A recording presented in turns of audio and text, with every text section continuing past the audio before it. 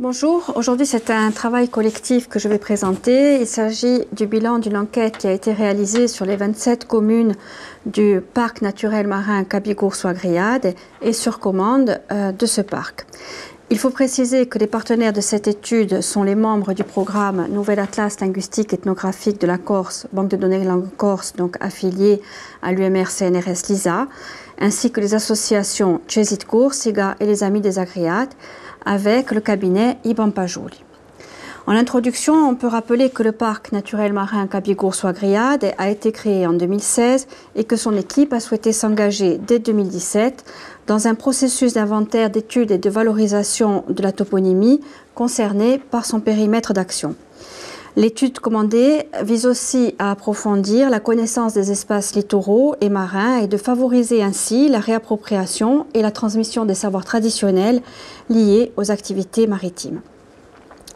Après avoir présenté la méthodologie que nous avons adoptée, je ferai état des résultats obtenus, puis suivra une évocation des types toponymiques récurrents, ainsi que l'illustration de quelques cas intéressants sur le plan linguistique, voire historique, et les perspectives qui s'ouvrent suite à ce travail de collecte. Alors, une première série d'enquêtes de terrain a été réalisée entre mars et juillet 2018 auprès de pêcheurs professionnels ou amateurs que nous avons rencontrés par secteur. Nous les avons interrogés à l'aide de cartes, voire en nous promenant le long du littoral, que ce soit par les routes ou par la mer lorsque cela était possible. Nous avons ensuite transcrit les toponymes et les récits qui y sont associés, puis avons saisi les noms de lieux dans la base de données du Cesitcourt, SIGA, afin de produire des cartes. Nous avons rencontré une seconde fois certains pêcheurs afin de contrôler le positionnement des toponymes sur les cartes. Puis nous avons prévu de leur soumettre dans une nouvelle phase de travail à venir en raison du contexte sanitaire. Donc une série de photos que nous avons prises donc en mer afin de nous assurer de la conformité des clichés avec les réalités qui sont désignées et les toponymes que nous avons recueillis et voir si éventuellement nous avons l'opportunité de recueillir de nouveaux toponymes qui auraient été oubliés lors de la première série d'enquêtes. À l'issue donc de cette première campagne, nous avons livré au parc les toponymes sous format SIG, accompagnés d'un mémoire. Alors avant de présenter les résultats du travail, je souhaiterais remercier toutes les personnes qui se sont associées à notre démarche, en particulier les pêcheurs qui se sont montrés extrêmement disponibles et généreux. Nous avons été touchés par la façon dont certains se sont particulièrement investis dans le projet. Je pense en particulier aux frères Delamogne, Dominique, Vincent et Ida, la femme de Doumé, à Angelo Ginotti, Antoine Fantozzi et Piero Tolaini qui nous a quittés. Donc sur le plan humain, ça a été de belles rencontres, mais c'est surtout des collectes d'un grand intérêt pour la connaissance du Corse et pour la connaissance de l'environnement de notre île. Alors, il faut préciser aussi que les pêcheurs professionnels, voire les amateurs, donc ont réagi très positivement et spontanément à nos requêtes, car ils ont compris l'intérêt de ce travail. Ils se perçoivent généralement, et à juste titre, comme les derniers dépositaires d'une tradition multiséculaire, et ils ont bien compris qu'un travail de cette nature pouvait favoriser la transmission et la valorisation de l'héritage de leurs pères dont ils ont bénéficié auprès des jeunes générations. Alors, il faut préciser quand même que quelques rares pêcheurs que nous avons rencontrés ne pensent pas pertinent de perpétuer l'usage des dénominations traditionnelles et ils préfèrent délaisser donc ce patrimoine au profit de la navigation assistée par GPS. Toutefois, les deux ne sont pas incompatibles comme nous le verrons. L'enquête que nous avons réalisée nous a permis de recueillir 630 toponymes sur l'ensemble du littoral qui est concerné par le périmètre du parc naturel marin Cabigour-Soigriade. S'ajoutent des toponymes qui sont en périphérie du territoire du parc. Nous allons comprendre pourquoi après. Alors, par ailleurs, lorsque nous avons commencé à diffuser les résultats de nos enquêtes auprès du public, nous avons compris que certains toponymes étaient encore absents de notre corpus, de nos relevés, ce qui va nous permettre dans les mois à venir, si tout va bien, donc d'enrichir à nouveau la collecte. Alors, en ce qui concerne les toponymes recueillis, il faut savoir que les pêcheurs distinguent de façon naturelle et spontanée les noms de mer, inomidimar, des noms de terre, inomididaire. Donc, les premiers sont ceux qui les intéressent. Nous avons donc recueilli des noms qui sont bien entendu destinés à décrire des réalités géographiques du littoral, des caps, des baies, des plages et plus spécifiquement des rochers et des seiches. Donc nous verrons que ceci est très important pour les pêcheurs car cela leur permet de se repérer pour naviguer et pour trouver les endroits les plus poissonneux. En effet, les pêcheurs utilisent ce qu'on appelle des amers, en Corse, Seigne ou Signour, qui sont des points de repère qui vont généralement par 3 et qui permettent à la personne qui navigue de localiser un lieu où il y a donc la possibilité de pêcher tel ou tel poisson, ou encore de se repérer lorsqu'il s'agit de retrouver le chemin de la maison ou au contraire de s'éloigner. Donc il peut s'agir de points qui sont situés sur un espace littoral, mais ça peut être également des points qui sont plus éloignés. Donc on va trouver dans ces noms relatifs aux amers des sémaphores, des phares, des tours, des sommets, des clochers, des constructions typiques, par exemple des maisons, des châteaux, des choses comme ça, des enseignes de restaurants et d'hôtels. Cette dernière catégorie conditionnant la présence de formes françaises ou empruntées au français récemment dans le corpus, puisque ce qui compte bien plus que la langue dans la toponymie littorale, c'est l'efficacité de cette toponymie en tant que repère pour le pêcheur. Alors, je vous livre quelques témoignages sur les signours. Donc, par exemple, Piero Tolaini, pêcheur à Cintour, et lorsqu'on lui demande « Come si riconosce un luogo per pesca », nous explique « Avemo i repere e signore. Allora, questa a casa, que tutte le case di Uborto e la signora, tutte le case, canele, camera, or, cortina, dire una signora. E signore sono signore, un bala bene, non ha bisogno di un GPS. » Les pêcheurs de Roliano nous ont dit ceci. Lorsqu'on leur demande « Cosa erano i buntelli? Cosa sono i buntelli di signore? » Ils nous répondent « Gase, c'è certe case d'oro quando legge i bilon, dopo girano i vanali, o vanale immaginari, o vanale di Agiraglia, certi montesi, e dopo per esempio, per pigliare una signora, diciamo, scopriamo a Vinotiarola, per esempio l'isola, o scopriamo a Punta di Agastagna, e pigliavamo l'allineamento non ta bunta, non ta una dora, o un pilone, una fare così. » Alors Vincent de la Moniga, qui nous avait préparé des cartes et qui nous a fait des dessins pour expliquer les signore, a Pino donc précise qu'il faut distinguer le signore alte des signore basse. Alors, a quale sono le montagne che bobbiate come signore? Lui demande-t-on.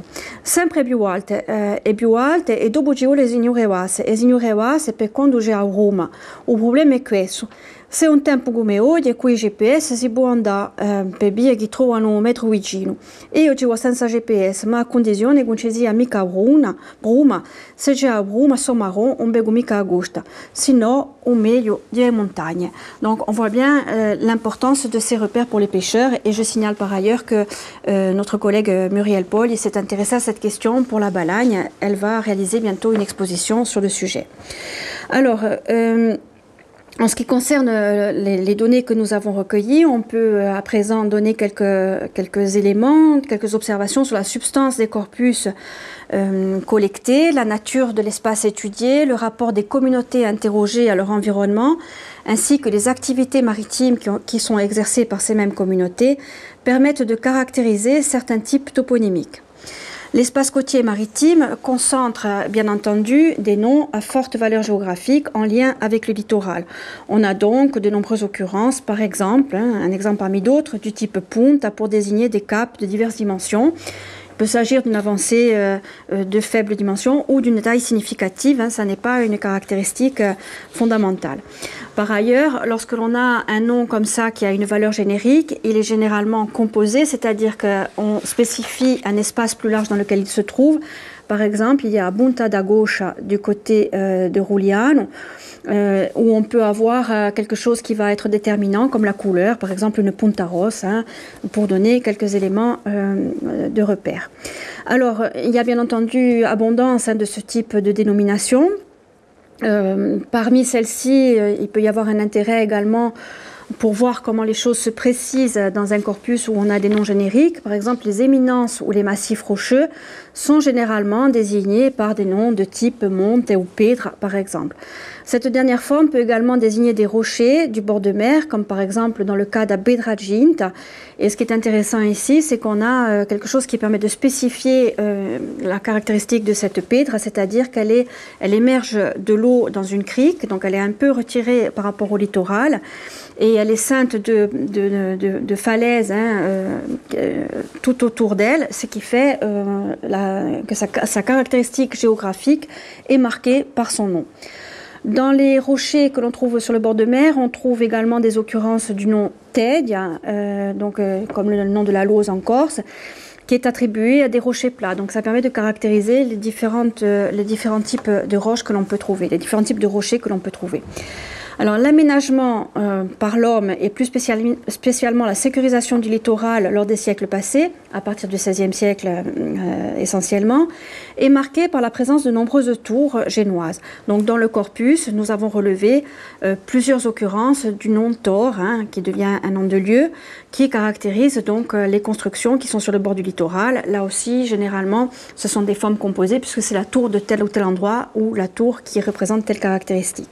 Alors concernant les tours, je renvoie à la conférence d'Antoine-Marie Graziani qu'il a donnée dans le cadre de ce même festival et qui est très éclairante pour comprendre le processus de construction des tours et par conséquent la possibilité d'établissement humain sur les côtes qui sont les marines dans le Cap Corse. Alors le nom commun marine peut d'ailleurs s'appliquer à diverses localités littorales dans la terminologie qui est employée dans le Cap Corse. Ce nom n'est figé que dans peu de toponymes. Il y a en particulier à Marina di Scalo. Le second élément correspond à un nom commun qui est Scalo et qui désigne régulièrement des lieux où les embarcations sont tirées à terre grâce à un pavement qui couvre le rivage et des treuils. Et cela a donné naissance donc à plusieurs toponymes isolés de type Scalo dans les localités littorales dans lesquelles nous avons réalisé l'enquête. Alors, certaines formations toponymiques issues de noms communs sont spécifiques à l'espace littoral, comme on peut s'en douter. Ainsi en est-il du type lexical cal, que l'on va retrouver dans les noms de lieux, et qui désigne une baie ou une anse plutôt étendue.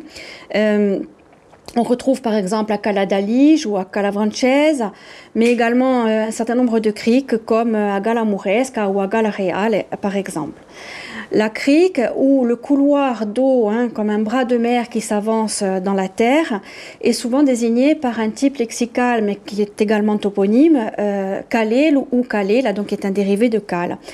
Alors, ces espaces qui sont étroits, qui peuvent permettre à un bateau de s'abriter, donc nous est décrit par Domenico della Monica a Cagnano. Un calelo di comuntiaso, di cibo igala un battela mezza scogli, e qualcosa di già in un mare boentre, di più o meno stretto largo, un calelo. Donc on comprend bien la notion de couloir qui permet d'abriter les embarcations.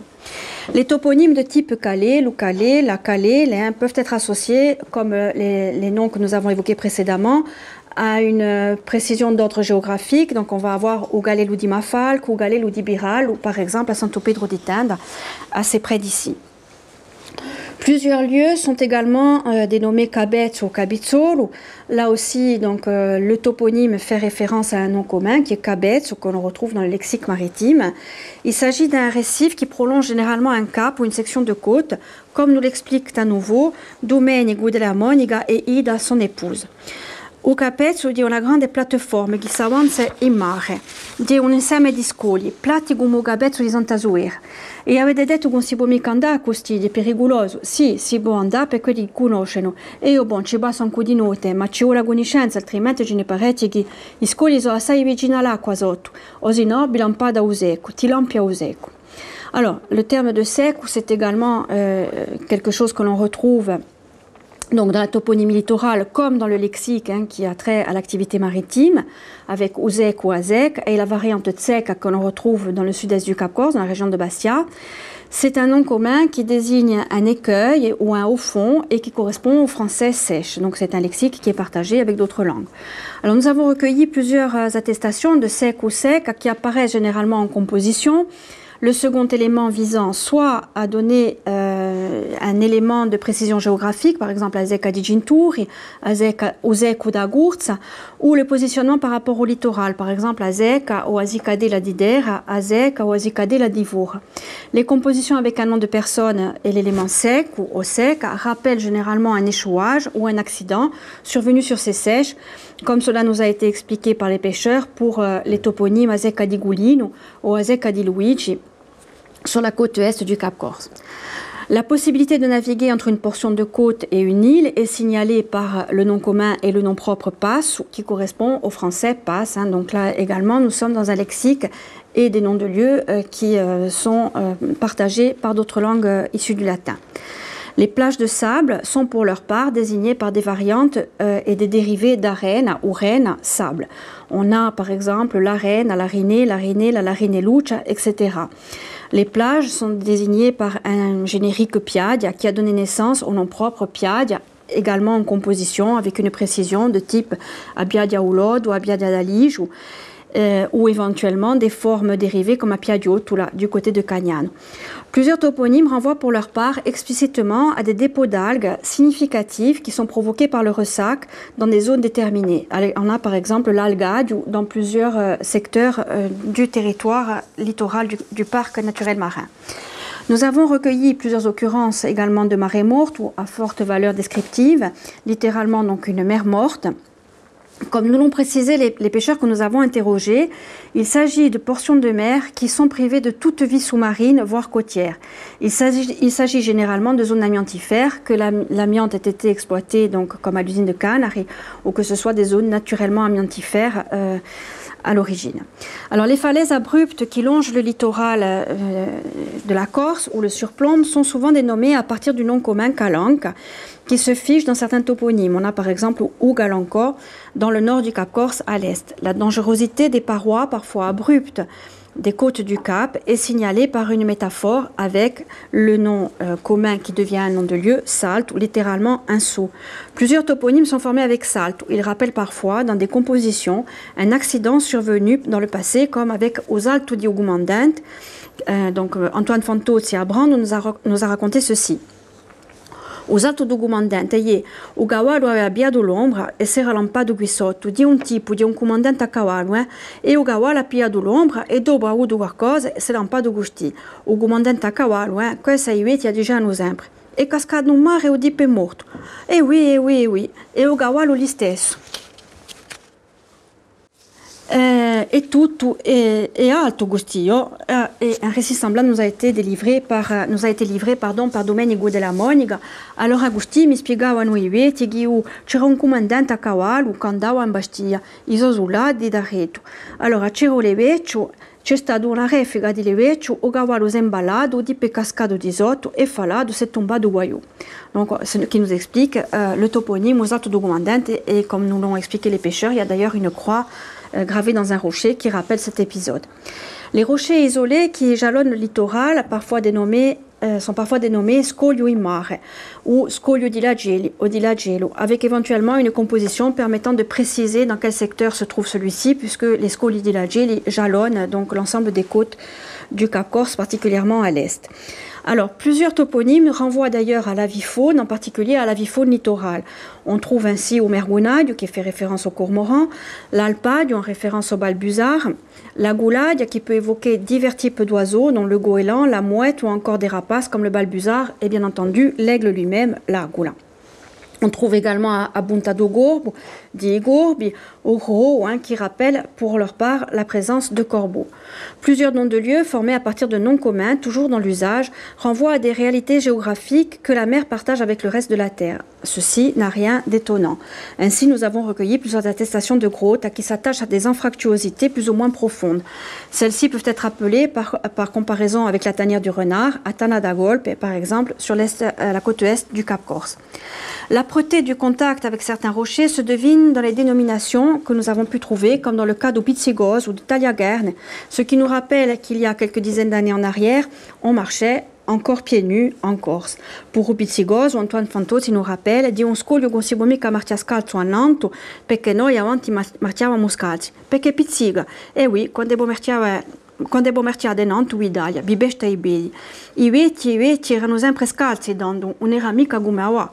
E a San Fiorenzo, Angelo Longinotti nous explique che per tagliare erano scalzi, certe volte i scogli veramente pinsivi, così facevano male ai bei.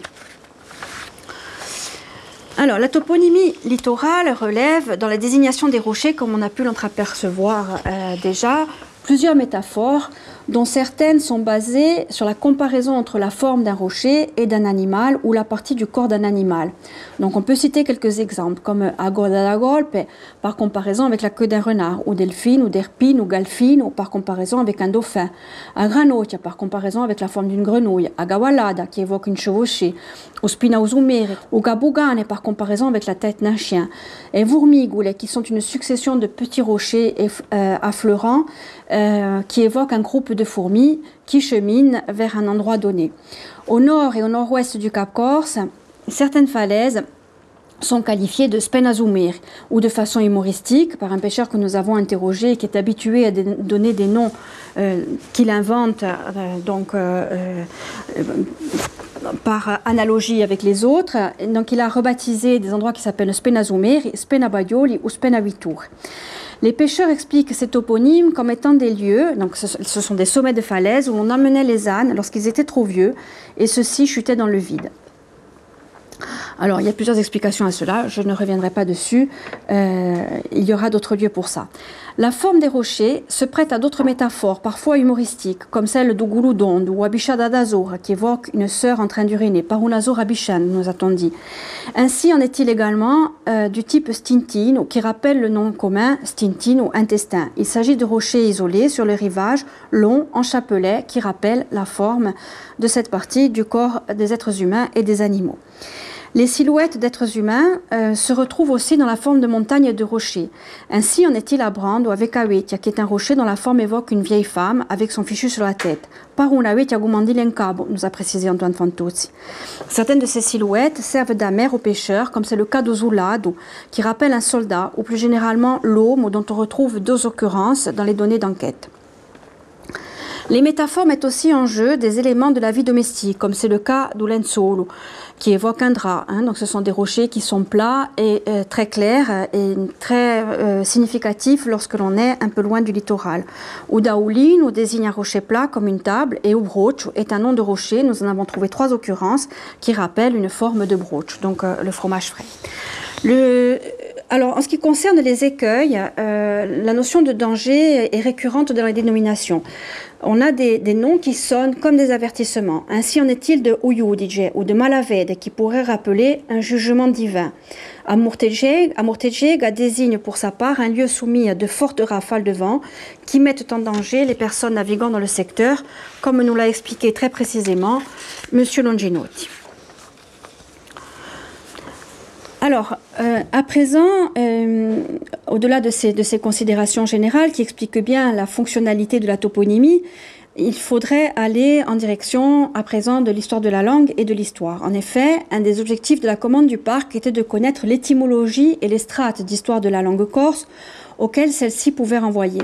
Alors, si l'on attend souvent des études de toponymie des faits spectaculaires, notamment sur la connaissance de langues anciennes et méconnues, force est de constater, comme vous avez pu vous en rendre compte, que la majorité des toponymes recueillis sont non seulement d'origine latine, voire postérieure, et sont extrêmement transparents parce qu'ils sont encore abondamment représentés dans la langue en tant que noms communs. En effet, comme je l'ai dit en introduction, la toponymie littorale doit être une toponymie particulièrement efficace. Et par conséquent, elle doit être descriptive et en analogie avec ce que l'on peut comprendre. Donc, alors, on va quand même citer quelques exemples, sans être exhaustifs, qui peuvent être intéressants pour illustrer la question de l'histoire du Corse. Alors, concernant les éléments que l'on peut assigner au substrat, qui est souvent ce qui intéresse le plus les gens, c'est-à-dire la langue ou les langues qui précèdent la romanisation, voire la latinisation de la Corse, on peut citer le cas d'Alizu ou d'Alige, qui désigne des fleuves avec des embouchures et des baies dans lesquelles ils se jettent. Repérés depuis longtemps comme étant des noms prélatins, notamment par Gino Bottiglioni, un linguiste italien, ce type toponymique avait été envisagé par celui-ci comme appartenant à la même famille que le nom commun Alzuin, qui est le nom corse de l'Aulne. On connaît des occurrences de ce type lexical qui sont importantes dans la zone alpine, donc dans l'aire alpine et dans le nord de l'Italie où les Celtes étaient implantés.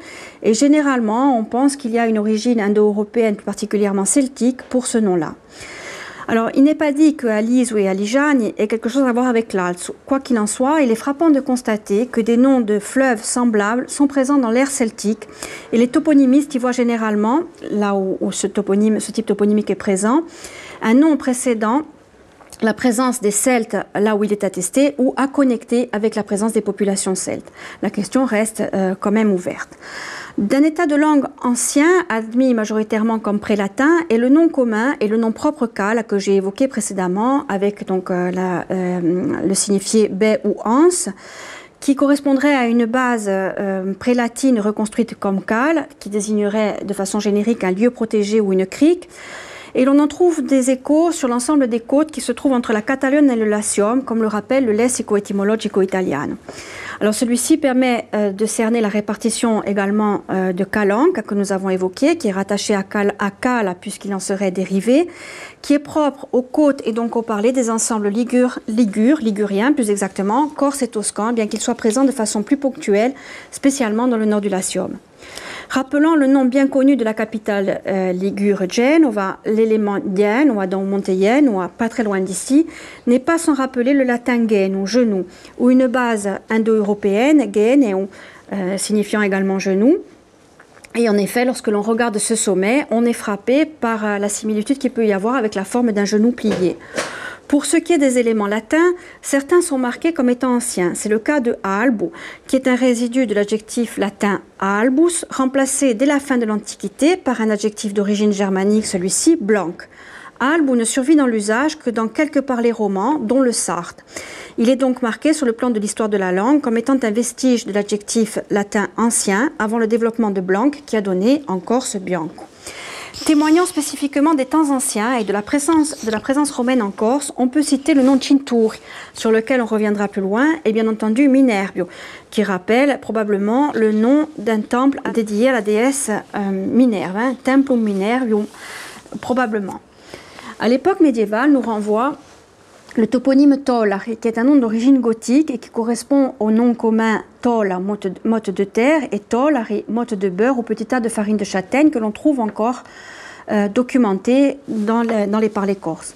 D'origine germanique, mais pénétrant en deux temps par voie littéraire et par conséquent par l'intermédiaire de deux autres langues, et l'élément Orlando que l'on retrouve dans le Monte Orlando, toujours pas très loin de San Fiorenzo où nous sommes aujourd'hui. Le nom Piral évoque lui aussi un nom de personne de l'époque médiévale et pourrait refléter une composition entre deux prénoms, Piero ou Piero et Aldo, que l'on retrouve donc dans les toponymes, cette composition que l'on retrouve dans les patronymes Peraldi et Pieraldi. La première attestation connue de ce type anthroponymique est mentionnée par Canavelli Colonna au XVIe siècle et il en a une autre occurrence au XVIIe siècle. Le faible nombre d'occurrences signifie probablement que c'était la fin de la vitalité de ce prénom et qu'il a été porté de façon plus abondante dans les siècles précédant le XVIe siècle, peut-être au Moyen-Âge ou en tout cas jusqu'au tout début du XVIe siècle. Alors, l'échantillon de toponymes commentés afin d'illustrer le rapport à la connaissance de la langue dans une perspective diachronique, historique, nous invite à nous tourner à présent vers la documentation historique, que celle-ci soit questionnée par les noms de lieux ou qu'au contraire, elle contribue à les connaître et à en attester parfois la présence pluriséculaire. Je vais évoquer ici quelques points et pistes, car cette problématique fera l'objet de développements ultérieurs. La Corse a bénéficié de descriptions géographiques depuis l'Antiquité, que nous allons tenter d'exploiter, et elle livre des documents d'époques historiques très diversifiées qui nous incitent à nous interroger sur cette documentation et sur ce qu'elle peut nous apporter à la connaissance de la toponymie corse. Une collaboration entamée avec Jean-Christophe Litsch, que je remercie chaleureusement pour les informations et les documents qu'il nous a communiqués, nous permet d'attester, voire de compléter notre inventaire pour les époques les plus récentes et dans des contextes divers. Alors, par exemple, dans un document récent datant de 1912, qui nous montre l'emplacement de la tour d'Ugastellare sur la commune de Pietracorbar, nous trouvons un toponyme absent de notre collecte qui est Aquagnigne. Pas très loin de Pietracorbar, en 1825, le lieu-dit Saltuganin apparaît dans un contentieux qui oppose les communes de Pietracorbar et de Sisco quant à leurs limites. Un dossier avec des pièces très intéressantes concerne le port de Cinturi, qui est plus intéressant sur le plan historique, mais qui peut être aussi exploité sur le plan linguistique. Donc, ces documents vont de 1863 à 1912, et ils permettent de se rendre compte qu'il existait un projet de balise pour le port de Cinturi en 1863. Seul le socle est édifié à cette époque. On en construit une en 1889 afin de signaler un au fond appelé Tedia. Donc le toponyme Tedia, nous l'avons recueilli, mais pas pour cet endroit. Donc on voit bien l'intérêt pour nous de ce type de document. En 1897, la balise est détruite par une tempête et un bulletin du port de Cinturi informe les navigateurs que celle-ci a été reconstruite en 1900. Alors nous avons recueilli dans l'enquête le nom Balige pour désigner la balise qui se trouve aujourd'hui dans le port de la marine de Cinturi. Nous avons trouvé d'autres occurrences de Tedia, mais pas pour Cinturi. Par exemple, il y a Dedia Vurana du côté d'Herbalonga qui est attesté dans un document de 1723 pour la commune de Brando à l'occasion d'une vente.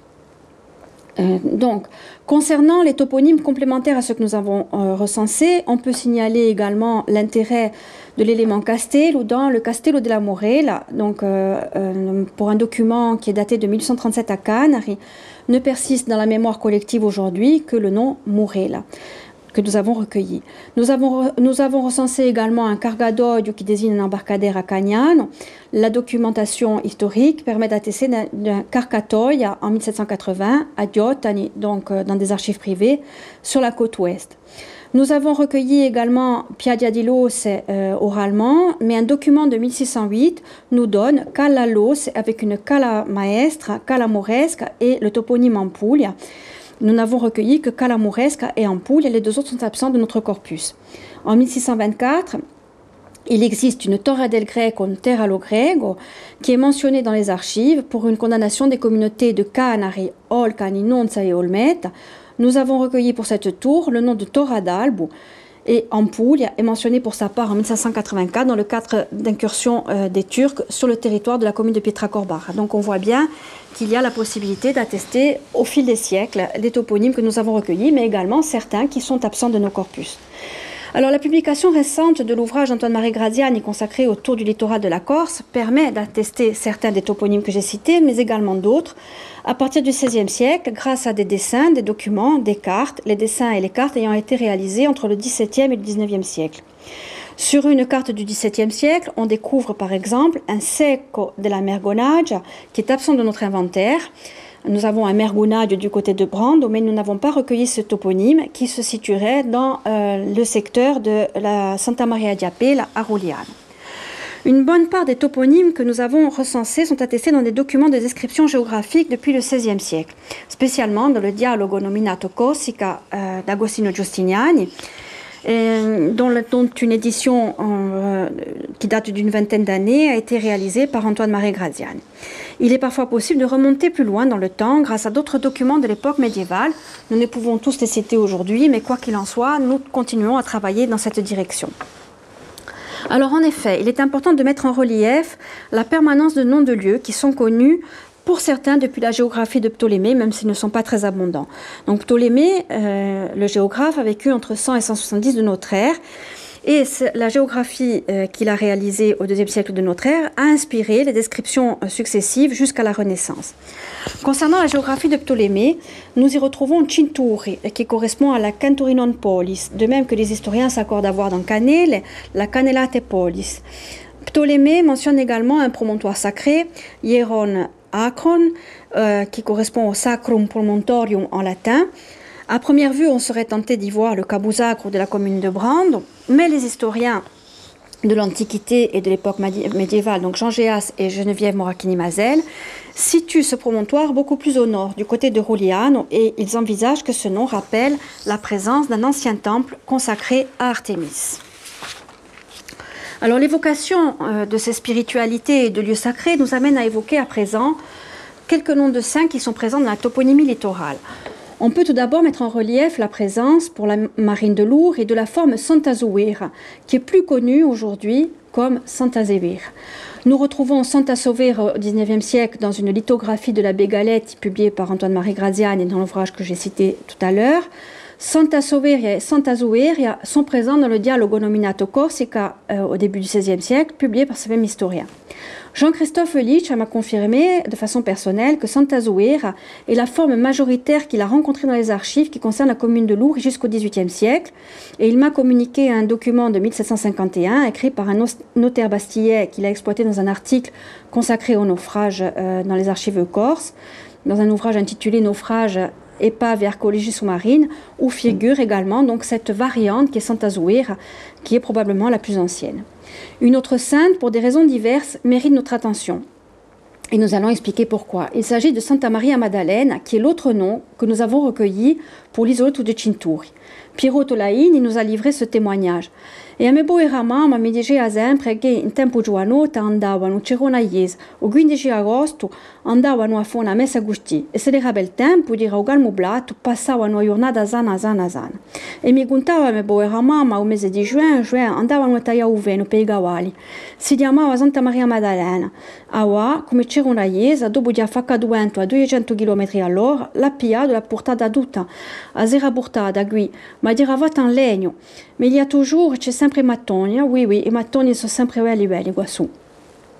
Alors, ce témoignage est très intéressant parce que dans l'ouvrage qui est consacré au tour littoral que j'ai cité, donc publié par Antoine-Marie Graziani, à la page 63, on peut voir que le bâtiment en bois, donc dans une représentation de 1761 qui est un plan de l'isolotto, on voit qu'il y a un bâtiment en bois qui était une sorte de réduit au nord de l'isolotto, tandis que la chapelle est représentée au sud. Et celle-ci servait alors de logement à un officier et de dépôt à la garnison, donc au magazine. Alors cela nous conduit, l'évocation de Santa Maria Maddalena nous conduit à évoquer une étude intéressante qui a été réalisée par Geneviève Moracchini-Mazel et Roger Boinard, qui a été publiée en 1989 dans un numéro des Cahiers Corsica intitulé La Corse selon Ptolémée. Dans ce numéro des Cahiers Corsica, Geneviève Moracchini-Mazel et M. Boinard émettent une hypothèse, c'est celle de la présence d'une ancienne monachie sur les lots de Cinturi, suggérée par la présence de la chapelle consacrée à Santa Maria Maddalena. Nous pouvons d'ailleurs signaler, près de l'isolotto, la présence d'une cala ivrade, et bien que ce nom puisse relever d'une chronologie différente qui est peut-être moderne. Alors, je ne donnerai que quelques éléments qui sont développés dans les cahiers Corsica, d'abord parce que je ne suis pas historienne, mais parce qu'il y a encore énormément de travail à réaliser sur cette question qui doit se faire dans un dialogue entre deux disciplines que sont la linguistique et l'histoire, voire l'archéologie. Alors, j'espère ne pas déformer les propos des auteurs qui se sont eux-mêmes appuyés sur les ouvrages d'Ascari et l'étude de Bertolo et Ceccaldi. Partant du constat que peu de noms de la géographie de Ptolémée sont parvenus jusqu'à nous et que la description de la Corse qui est offerte par le document ne semble coïncider que très partiellement avec la façon dont l'île était peuplée probablement au IIe siècle de notre ère, Geneviève Moracchini-Mazel et Roger Boinard en viennent à émettre un certain nombre de pistes, d'hypothèses, tout en faisant une analyse géographique des informations livrées par Ptolémée. La rédaction déjà de la géographie se fonderait sur des documents d'époques différentes, c'est une idée qui est partagée par les historiens, et l'objet serait avant tout d'offrir une carte marine utile pour la navigation, qu'il s'agisse de bâtiments militaires ou commerciaux. Ceci motiverait le type de lieu indiqué par Ptolémée, essentiellement des promontoires, des ports, des golfes, des embouchures de fleuves, des rivages et seulement de montagnes.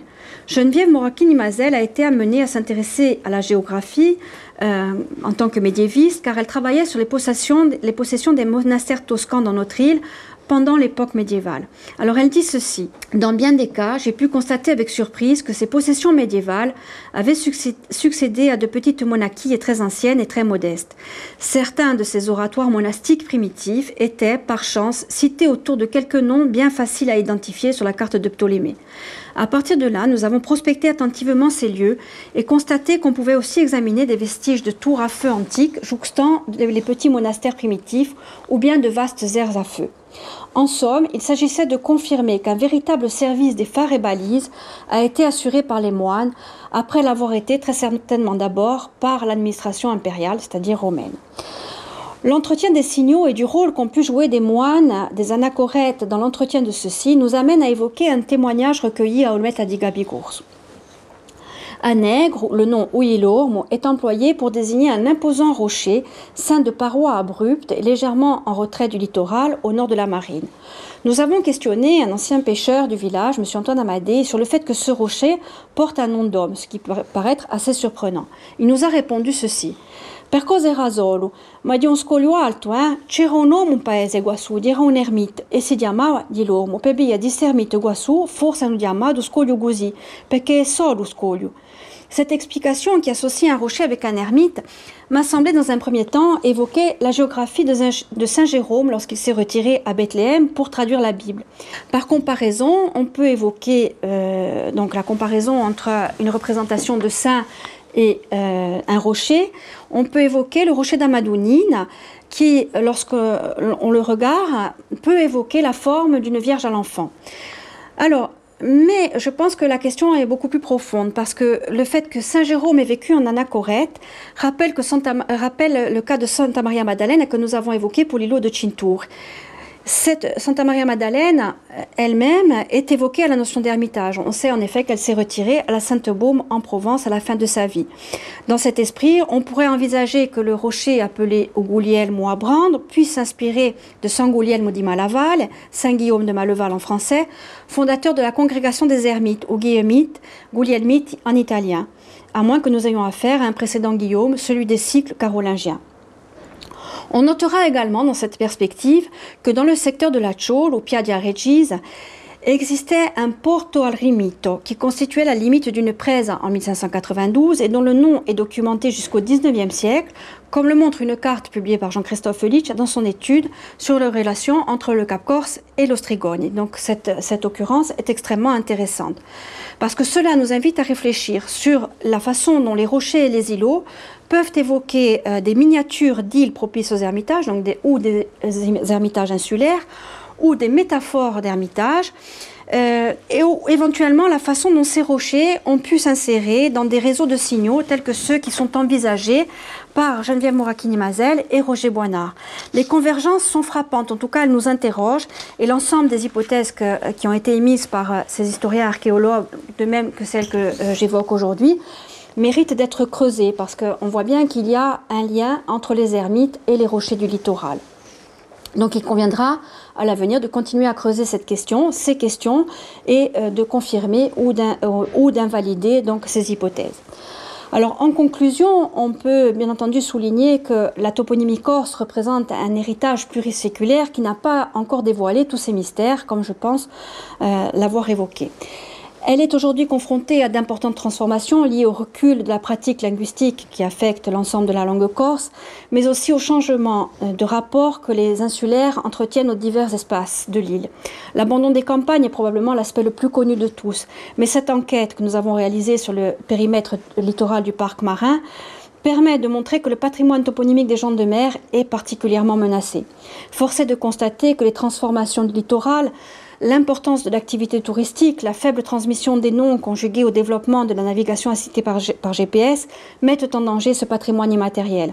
La pêche elle-même est devenue une activité marginale, alors que dans ces régions de l'île, elle a constitué pendant des siècles une activité économique essentielle, voire une richesse. Cette enquête montre combien il est important de recueillir, préserver, transmettre au plus tôt cet héritage afin qu'une perte irréversible ne s'opère. Dans cette perspective, on ne peut que féliciter le parc pour cette initiative et souligner que la démarche qu'il a initiée est totalement en phase avec les recommandations de l'UNESCO sur le patrimoine immatériel de l'humanité. A ringraziarvi. Merci.